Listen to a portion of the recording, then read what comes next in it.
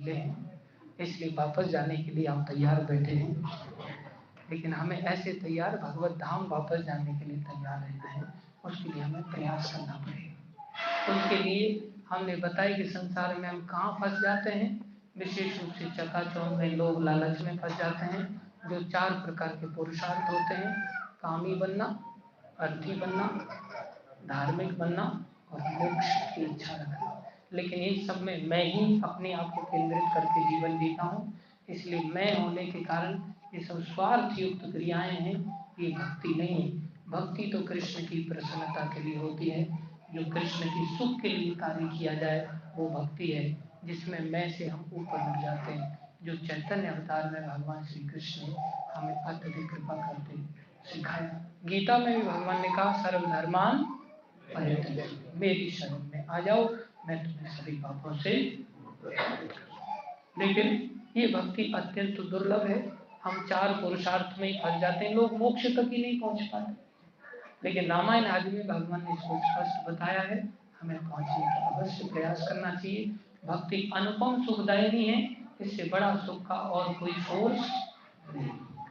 जब हम नहीं करते हुए देखे गए, तब भगवान ने दया करते हुए चैतन्य और नित्यानंद के रूप में, वही राम लक्ष्मण जो कृष्ण बलराम के रूप में आए, वही कृष्ण बलराम जो अनंत अवतारों के रूप में आते हैं, वही किस रूप में आए, चैतन्य और नित्यानंद के रूप में।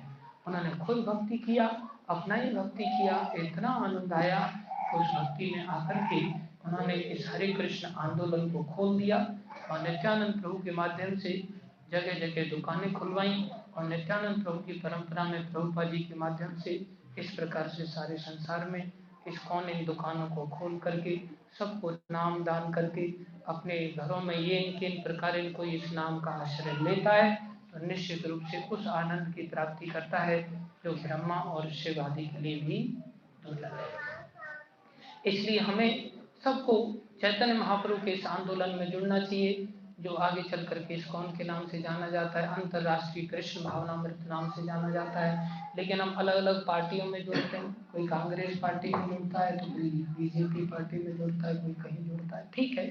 लेकिन मुख्य रूप से इस जीवन का कल्याण चैतन्य पार्टी में जुड़ने से होगा। कौन सी पार्टी में? प्रभुपाद जी कहते थे, there is immediate need of good governance which must be the government of devotees, जो भक्तों की सरकार हो। इसलिए प्रभुपाद जी ने एक पार्टी भी बनाया था, उस पार्टी का नाम था इन गॉड वी ट्रस्ट। लेकिन प्रभुपाद ज्यादा समय नहीं रह पाए, उसमें इलेक्शंस भी हुई थी, भक्तों ने इलेक्शंस भी लड़ी थी। इसलिए भगवान ने भी राजनीति में आने के लिए अर्जुन को, युधिष्ठिर महाराज को ला करके उनको राजा बनाया, पांडवों को स्थापित करके कौरवों का नाश कराया भगवान। तो प्रभुपाद जी की इच्छा थी, उसी इच्छा को धारण करते हुए हमारे गुरु महाराज ने एक पार्टी का भी लॉन्च किया है। उस पार्टी का नाम है भारतीय चैतन्य पार्टी। तो हम इस पार्टी में अपने आप को निमित्त बना करके गवर्नमेंट को भी हम प्रयास करें, जिससे गवर्नमेंट भक्तों की हो जाए। तो भारतीय चैतन्य पार्टी 2006 में ही लॉन्च हो गई थी और तब से हाँ आगे चल करके काफ़ी प्रयास किया, लेकिन मोदी जी का काफ़ी अच्छा कार्य रहा, तो मोदी जी के साथ थोड़ा अलाइन करते हुए ये पार्टी आगे बढ़ी है। और इस इलेक्शंस में भी पंजाब आदि में मोदी जी को सहयोग किया गया इस पार्टी की ओर से। तो आने वाले इलेक्शंस में जब बाकी लोग भ्रष्ट होने लगेंगे, तो ये पार्टी ही एकमात्र सारे संसार का सहारा बनने वाली है। इसलिए इस पार्टी को लेकर के भी हम सब ने कार्य करना है, लोगों को जागरूक करना है।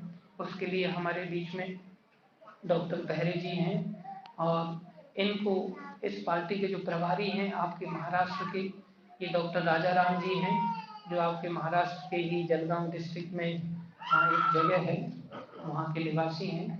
तो नेशनल जो प्रेसिडेंट हैं, उन्होंने उनको यहाँ का महाराष्ट्र का प्रभारी बनाया है। तो उन्होंने आज के दिन नित्यानंद त्रयोदशी के दिन हमारे बहरे जी को कहा है कि ये आपके महाराष्ट्र के धुलिया के जिला अध्यक्ष नियुक्त किए जाते हैं।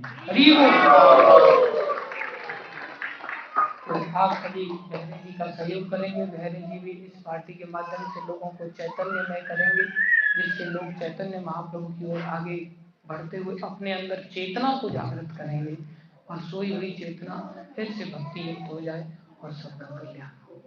इसमें हमारे मनोहर जी का भी बीजेपी के माध्यम से काफ़ी अच्छा सहयोग चल रहा है, तो फिलहाल ये अलाइनमेंट में काम करेंगे। तो इन दोनों से हमें बहुत अपेक्षाएं हैं और हम इनका हार्दिक अभिनंदन और स्वागत करते हैं। इन्हीं शब्दों के साथ आप सबका बहुत बहुत आभार। लंबे समय तक आप धैर्यपूर्वक श्रवण करने के लिए आपने जो उत्साह दिखाया, मैं तो चाहता था आप जीवन आगे भर का सब हमारे साथ ही जिएंगे, लेकिन अब आप वापस जाने पे तुले हुए हैं। फिर भी इतना समय आपने दिया, हम आप सबके बहुत बहुत आभारी हैं, धन्यवादी हैं। विशेष रूप से जानकीनाथ प्रभु का, जिनका मैं सानिध्य पाने के लिए आया था, वो यात्रा में आए थे, तो मैं सोचा वो अपना हाजिरी लगा के चले गए, तो मुझे भी हाजिरी लगाने जल्दी जाना चाहिए। तो मैं जल्दी वापस आया, लेकिन वो मिले नहीं मुझे। तो जानकीनाथ प्रभु से भी मैं अपेक्षा करता हूँ कि मेरी हाजिरी को कंसीडर करके फिर से हाजिरी लगाने आए उधर, आप सबकी यात्रा लेकर के गोवर्धन आए। मैं सबको गोवर्धन आमंत्रित करता हूँ, वृंदावन आमंत्रित करता हूँ। आप सब जानकीनाथ प्रभु के संरक्षण में आइए और बड़े उत्साह से भक्ति कीजिए। इतना सुंदर आपका ये मंदिर यहाँ पर बनाया है, तो प्रभु जी की अध्यक्षता में यहाँ की जो मैनेजमेंट है, जिन्होंने यहाँ मेरे को बोलने का मौका दिया, मैं उन सबका आभारी हूँ। भक्तों का आभारी हूँ, माताओं का आभारी हूँ, जिन्होंने आज सुंदर प्रसाद बनाया जो बहुत अच्छा लगा। श्रील प्रभुपाद की, बोलो धुलिया भक्त वृंद की, आप सब भक्तों की, अनंत कोटि वैष्णव वृंद की। Thank you so much. Hare Krishna. कोई गलती हुई हो, भूल चूक हुई हो, मैं पहली बार आया हूँ, मेरे को क्षमा कर देना। हरे कृष्ण।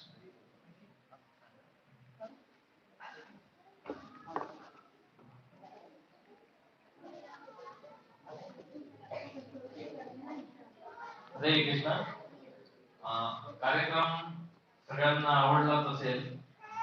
प्रभूजींनी फार सुंदर या ठिकाणी निरूपण या आजच्या पवित्र दिवशी आपल्या सर्वांना दिलेले। या कार्यक्रमासाठी काही बाहेर गावची देखील